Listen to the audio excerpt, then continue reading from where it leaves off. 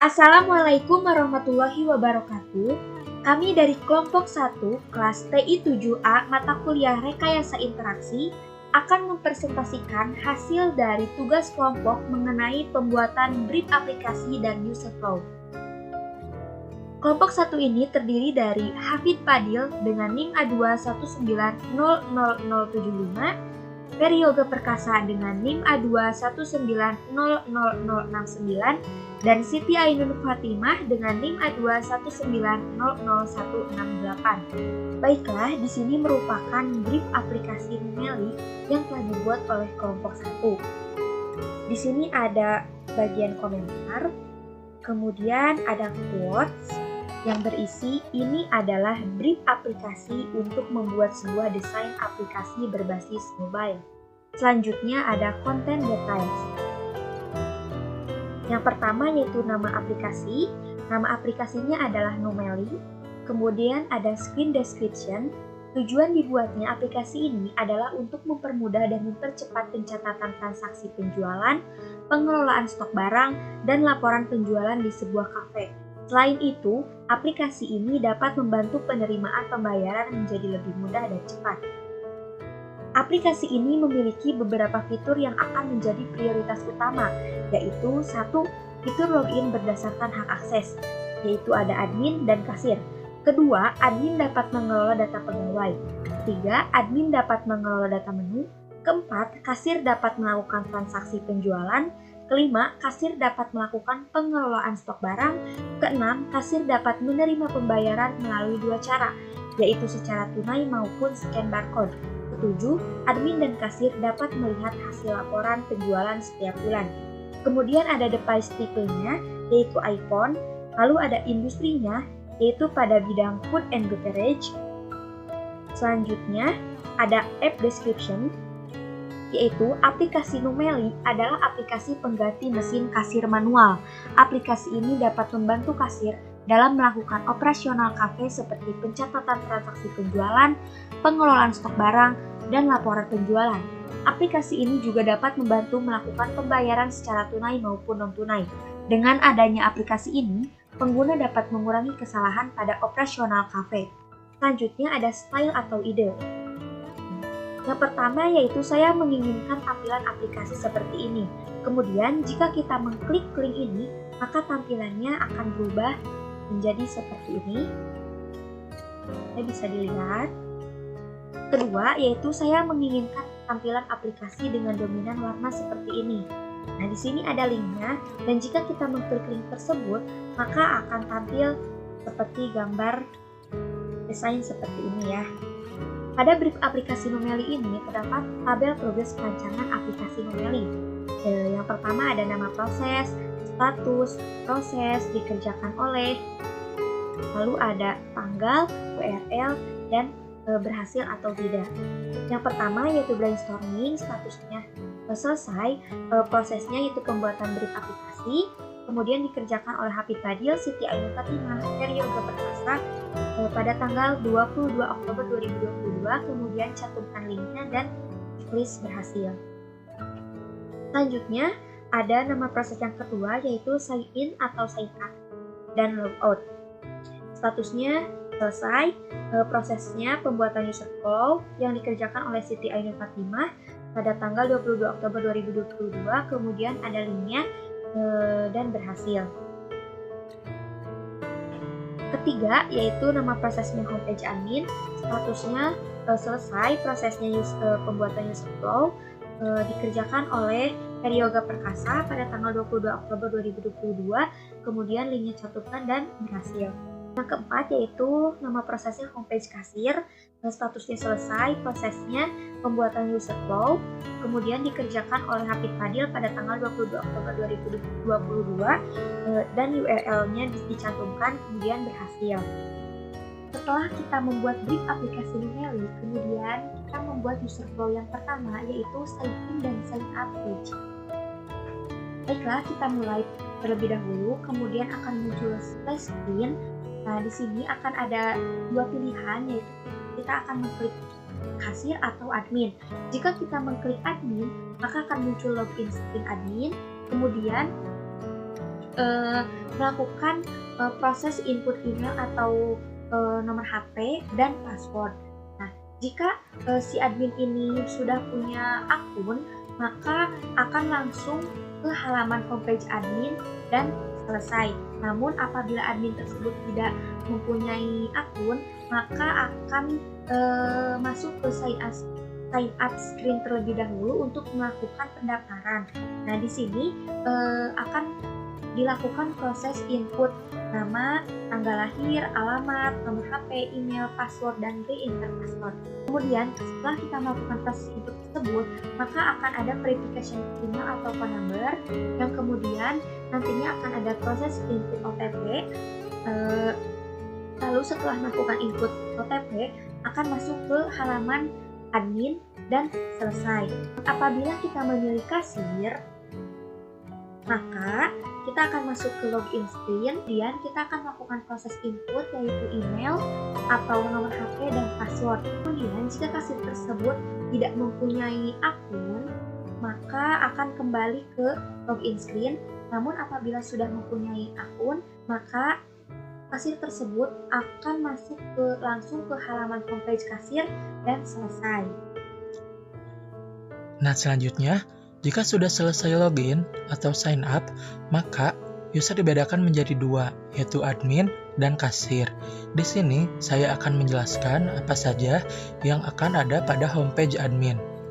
Nah, pertama-tama, jika kita sudah selesai login menggunakan user admin, maka tampilan awalnya yaitu menampilkan home screen admin. Pada home screen admin akan ada tampilan berupa beberapa fitur. Yang pertama, ada fitur manage menu. Di fitur manage menu ini, kita akan diberikan dua fitur, yaitu list menu dan add menu. Di sini saya akan membahas terlebih dahulu list menu. Pada list menu, kita akan diberikan dua fitur, yaitu delete menu dan edit menu. Pada delete menu, kondisinya jika kita sudah memilih satu menu, maka kita akan mengklik delete menu dan kita diberikan pilihan apakah kita akan melanjutkan untuk mendelete menu atau tidak. Nah, jika kita memutuskan untuk mendelete menu, maka sistem akan menampilkan tampilan manage menu, dan jika tidak, maka sistem akan menampilkan kembali tampilan list menu. Selanjutnya, di sini ada edit menu. Di edit menu, kita kondisinya sudah memilih satu menu. Di sini, kita akan mengedit suatu menu, maka kita harus menginputkan beberapa credential info. Yang pertama yaitu nama, harga, deskripsi, dan stok. Lalu, setelah kita menginputkan credential info, kita akan diberikan keputusan apakah kita akan memutuskan mengedit menunya atau tidak jadi. Jika kita akan memutuskan untuk mengedit menu, maka sistem akan menampilkan manage menu. Jika tidak, sistem akan kembali ke input credential info di edit menu. Nah, selanjutnya pada manage menu ada juga edit menu. Di edit menu ini, kita diharuskan untuk menginput beberapa info untuk menambahkan menu baru seperti nama, harga, deskripsi, dan stok. Lalu, di sini kita harus memberikan keputusan jika kita akan menambahkan menu, maka sistem akan menunjukkan tampilan manage menu. Jika tidak, sistem akan membawa kita kembali ke halaman input menu. Nah, untuk manage menu, cukup sampai di sana. Lalu, tampilan selanjutnya ada tampilan Manage Employees. Di Manage Employees ini kita diberikan dua fitur, yaitu List Employees dan Add Employees. Pertama-tama saya akan menjelaskan terlebih dahulu List Employees. Di fitur List Employees atau di tampilan List Employees ini, kita akan diberikan dua fitur, yaitu Delete Employees dan Edit Employees. Setelah kita memilih satu employees pada list employees dan kita memutuskan untuk menghapus salah satu data employees, maka kita akan melakukan klik pada delete employees dan akan menampilkan tampilan dan kita harus memberikan keputusan apakah kita akan menghapus employees atau tidak. Jika kita memutuskan untuk menghapus employees, maka sistem akan menampilkan tampilan manage employees kembali. Namun jika kita tidak akan menghapus data employees, maka sistem akan kembali ke tampilan list employees. Nah, pada list employees ini ada juga tampilan edit employees. Kita sudah memilih satu data employees dan kita akan mengedit salah satu data tersebut, maka kita tinggal mengklik edit employees dan sistem akan menampilkan tampilan edit employees di mana kita harus menginputkan beberapa credential info seperti nama, tanggal, alamat, dan phone number atau nomor handphone. Lalu kita akan diharuskan untuk memberikan keputusan apakah kita akan melanjutkan untuk mengedit data employees atau tidak. Nah, jika kita akan melanjutkan untuk mengedit data employees, maka sistem akan menampilkan tampilan manage employees. Namun jika tidak, sistem akan menampilkan kembali tampilan edit employees dan kita harus menginputkan beberapa credential info lagi. Lalu selain itu, pada tampilan manage employees juga ada fitur add employees. Pada tampilan add employees ini, kita akan menginputkan data employees baru dan menginputkan beberapa credential info seperti berikut, yaitu nama, tanggal, alamat, nomor handphone, email, password, dan re-enter password. Nah, jika kita sudah selesai menginputkan beberapa credential info, kita akan dihadapkan dengan dua pilihan, yaitu lanjut untuk menginput data atau tidak. Jika kita lanjut untuk menambahkan data employees, maka sistem akan menampilkan tampilan manage employees. Namun jika tidak, sistem akan menampilkan tampilan add employees tadi, lalu kita harus menginputkan kembali beberapa credential info. Nah, untuk manage employees cukup sampai di sana. Selanjutnya, kita akan diarahkan ke fitur page report. Pada tampilan report ini, kita harus menginputkan monthly report atau laporan bulanan. Nah, di sini laporan bulanan akan dibagi menjadi 3 jenis laporan, yaitu ada income atau pendapatan, ada most sales atau barang yang banyak dijual, dan ada info stock product. Nah, lalu selesai. Pada fitur selanjutnya ada fitur page menu. Pada page menu di sini ada beberapa fitur lainnya atau tampilan pada page menu, yaitu profile, about, setting, dan logout.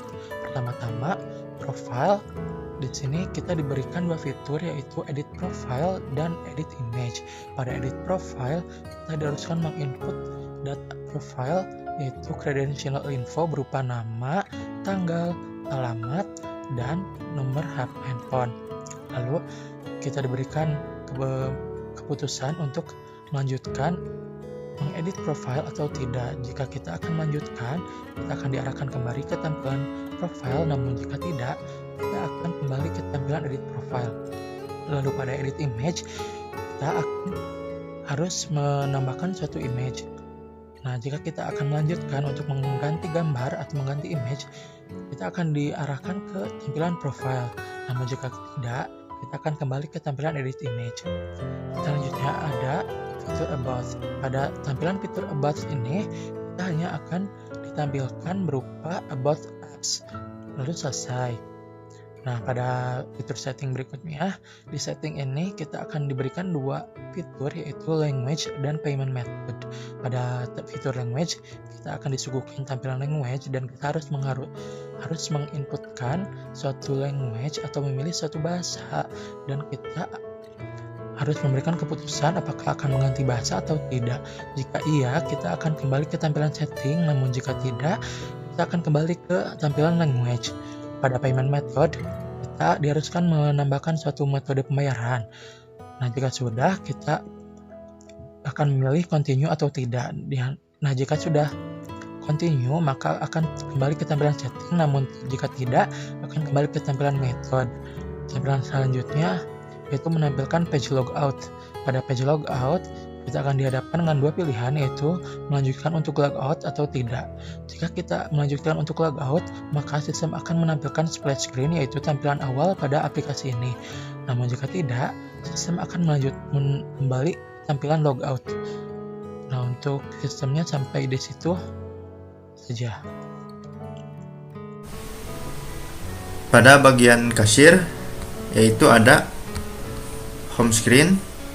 Kemudian di dalam home screen itu terdapat ada page transaction, page manage menu, page report, dan page menu setting.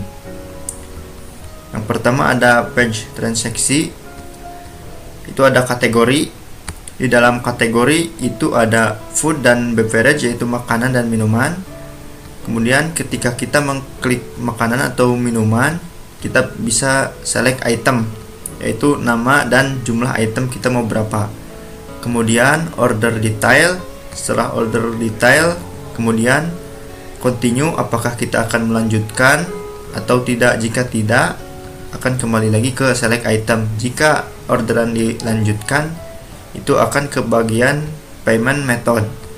Di bagian payment method ini, yang pertama kita lakukan adalah input nominal, yaitu harga dari makanan atau minuman yang kita pesan. Kemudian jika sudah, kita input payment method.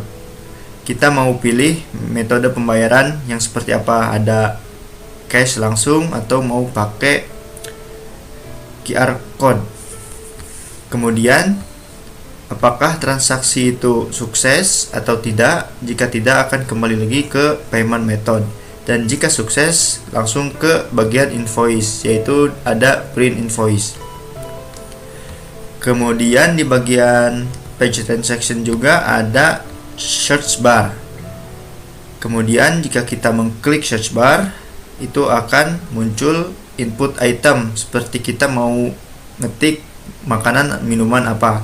Kemudian ketika kita sudah memilih makanan atau minuman apa yang kita ketik, itu akan ada list menu yang kita ketik. Kemudian jika list menu itu diklik, akan kembali lagi ke select item yang tadi, kemudian ke order detail, kemudian ke payment, dan jika berhasil itu ke invoice. Kemudian ada page manage menu. Di page manage menu kasir ini ada list menu, kemudian stok produk. Ketika kita mengklik list menu, itu akan muncul stok produknya tinggal berapa. Kemudian kita bisa mengklik report. Kemudian manage produk stok, yaitu kita mau mereport produk tinggal berapa lagi. Kemudian continue, apakah report kita akan dilanjutkan atau dibatalkan. Jika report kita dilanjutkan, yaitu kita akan lanjut ke report stock product, yaitu untuk dikirim ke bagian admin yang akan mengelola stok produk. Jadi kasir itu tidak bisa mengelola stok produk, hanya admin saja yang bisa mengelola stok produk. Kemudian ada page report. Page report di sini berbeda dengan page report di atas yang tadi. Page report di sini lebih ke report atau laporan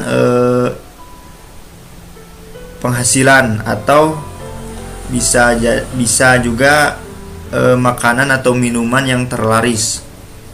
Di sini ketika kita mengklik report atau laporan, itu akan muncul monthly laporan per bulan. Jadi misal kita mengklik laporan bulan Januari atau Februari, maka akan ada tampilan income penghasilan bulan Januari dan bulan makanan dan minuman produk terlaris di bulan tersebut juga. Kemudian ada page menu. Di dalam page menu ini ada beberapa juga, yaitu ada profile, about, setting, dan logout.